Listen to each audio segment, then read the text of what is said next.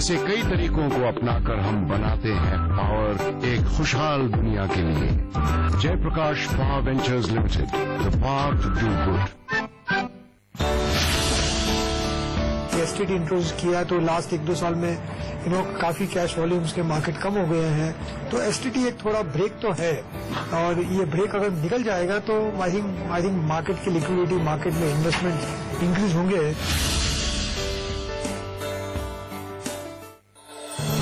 Presented by Aditya Birla Group, taking India to the world. Association with Binani Cement, Indigo, Jayprakash Power Ventures, Ajnara Peace of Mind, and Fairwealth Grow with Intelligence.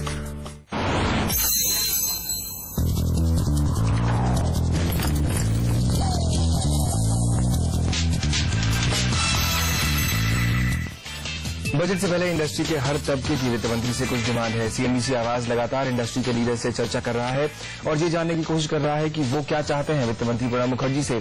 इस कड़ी में आज हमारे साथ जुड़ रहे हैं जेके पेपर के एमडी और इंडस्ट्री चेंबर फील के पूर्व प्रेसिडेंट हर्षपति सिंघानिया। सिंघानिया साहब, स्वागत है आपका शो में। फिस्कल डेफिसिट सबसे बड़ी बात इस वक्त सबके दिमाग में यही एक है। आपको क्या लगता है कि किस तरह से सरकार को बड़े कदम उठाने की जरूरत है जिससे फिस्कल डेफिसिट का बोझ काफी हद तक कम हो सके? फिस्कल डेफिसिट जो है ये काफी एक चिंताजनक विषय रहा है, और जिस तरीके से फिस्कल डेफिसिट हमारा बढ़ गया है और बजट में, पिछले बजट में जो अनुमान किया गया तो उससे काफी बढ़ गया है, तो सरकार को जरूर इसमें कुछ ठोस कदम उठाने पड़ेंगे जिससे ये कुछ कंट्रोल में रहे, नियंत्रण में रहे। लेकिन इसमें मुश्किल की बात यह है कि एक तरफ फिस्कल डेफिसिट को कंट्रोल करना है और दूसरी तरफ ग्रोथ को लाना है, और मेरा मानना यह है कि इस बजट में ग्रोथ पर काफी सरकार का एम्फेसिस होना चाहिए, क्योंकि आप जैसे देख रहे हैं तीसरे तिमाही का, थर्ड क्वार्टर का जो लास्ट जीडीपी नंबर आया है 6.1% है, जो बहुत काफी निराशाजनक है और एक चिंताजनक भी है। तो संग संग में फिस्कल डेफिसिट को कंट्रोल करने के प्रयास में ग्रोथ पे भी अगर कुछ अंकुश लग जाएगा तो ये एक चिंताजनक विषय बन जाएगा। दूसरी बात ये जो आपने पूछी कि क्या करना चाहिए सरकार को देखिए कोई आसान रास्ते नहीं है।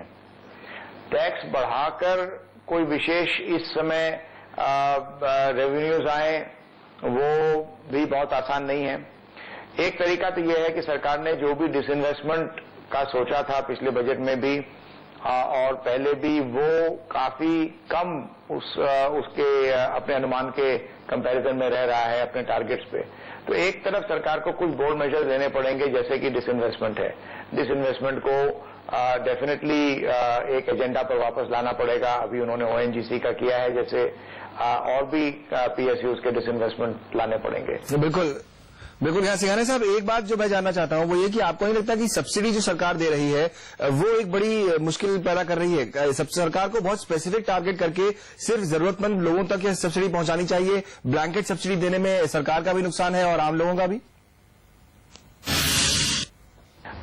ये आपने बहुत अच्छा सवाल उठाया, क्योंकि मैं इसी के बारे में कहने जा रहा था कि दूसरा तरीका यह है कि सब्सिडीज जो हमारे यहाँ हैं उनको घटाई जाए और सब्सिडीज को और बेहतर तरीके से टारगेट किया जाए कि जिससे जो भी पैसा सब्सिडी के लिए अलॉट हो रहा है वो बेनिफिशियरी, जो एम्ड या डिजायर्ड बेनिफिशियरी है, उसको मिले।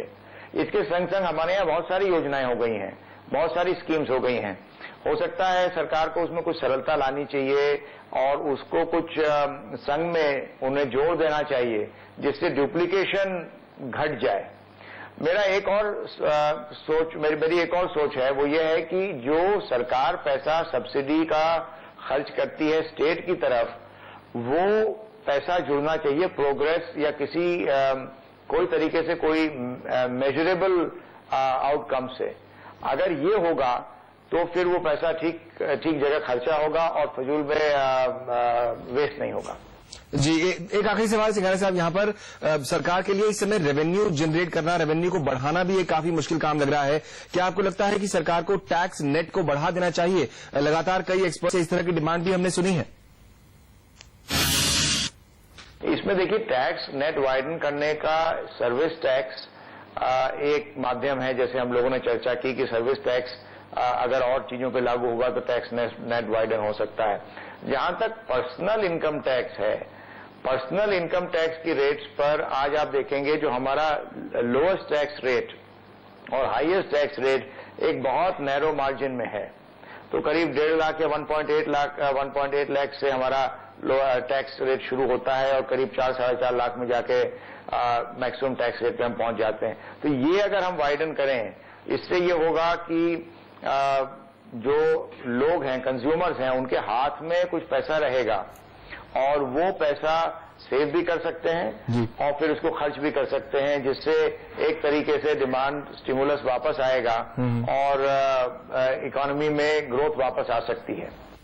शुक्रिया सिंघानिया साहब समय निकालकर हमसे बात करने के लिए। तो ये स्पष्ट है, यहाँ पर इंडस्ट्री भी चाहती है कि सरकार को फिस्कल डेफिसिट कम करने का रास्ता अपनाना चाहिए, सब्सिडी जो सरकार लगातार दे रही है उस पर कंट्रोल करना चाहिए और टैक्स नेट जो है वो बढ़ाना चाहिए, यानी ज्यादा से ज्यादा लोगों को टैक्स के दायरे में लाया जाए जिससे टैक्स की आमदनी बढ़ सके।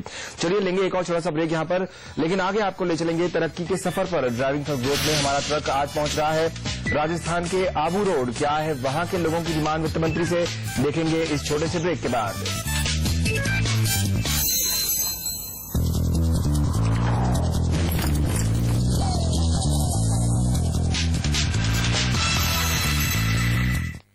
ये है उभरता हुआ भारत, इसकी गारंटी कौन लेता है?